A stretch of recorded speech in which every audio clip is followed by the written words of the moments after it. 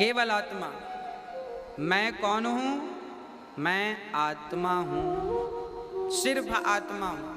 हम सभी आत्मा हैं, शरीर नहीं है।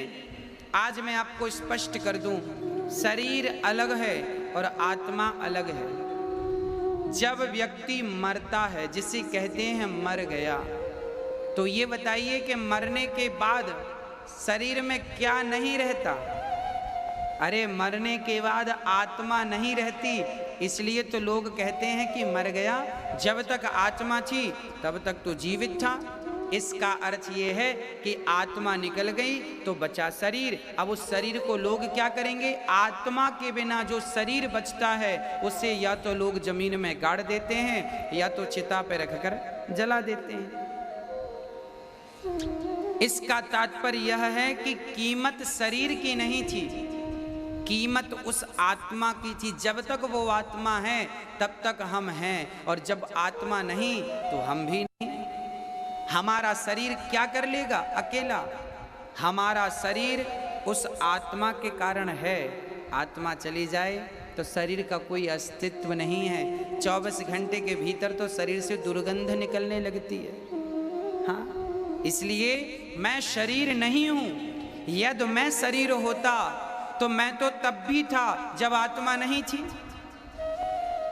यदि मैं शरीर हूं तो मैं तो तब भी हूं ना जब आत्मा नहीं है। आत्मा निकल गई फिर भी तो लाश पड़ी है, मुर्दा पड़ा है। कोई उसे क्यों नहीं उठाता? कोई क्यों नहीं कहता कि तू बोल?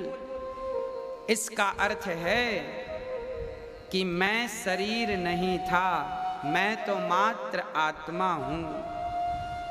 आत्मा के निकल जाने पर कोई ये नहीं कहता कि मेरा अपमान कर दिया, मेरा सम्मान हो रहा है ना।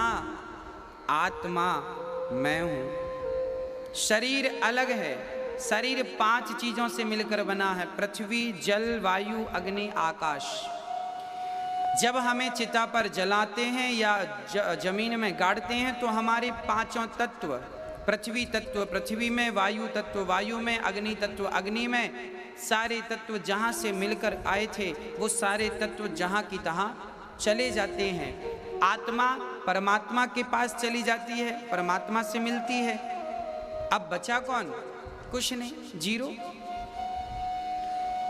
शरीर 5 तत्वों से बना है, 5 में मिल जाता है। आत्मा परमात्मा से निकली है, परमात्मा से मिलती है। अब प्रश्न ये खड़ा हुआ कि महाराज जी, ये आत्मा क्या थी? आत्मा दिखने में कैसी है? इसका रूप क्या है? रंग क्या है? आइए हम ये भी स्पष्ट करते हैं आत्मा एक्चुअली क्या है, जरा समझते हैं। जैसे दर्पण में जब आप अपना चेहरा देखते हैं तो दर्पण में जो दिखता है वो आपका ही प्रतिबिंब होता है। आपने अपनी सूरत दर्पण में देखी, आहा हा, आप तो अलग हैं, दर्पण अलग है, पर आप दर्पण में दिख रहे हैं। जैसे आपका ही प्रतिबिंब दर्पण में दिखता है, ऐसे ईश्वर का ही प्रतिबिंब आत्मा के रूप में हम सब के भीतर दिखता है।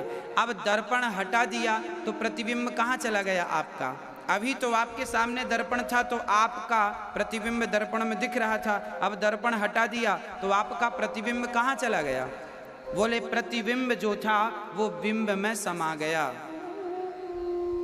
कहीं गया नहीं। आपके सामने 1 लाख दर्पण रख दिए जाएं तो आप 1 लाख हो जाएंगे कि नहीं? हर दर्पण में आप दिखेंगे। जैसे आपके सामने दर्पण रख दिए जाए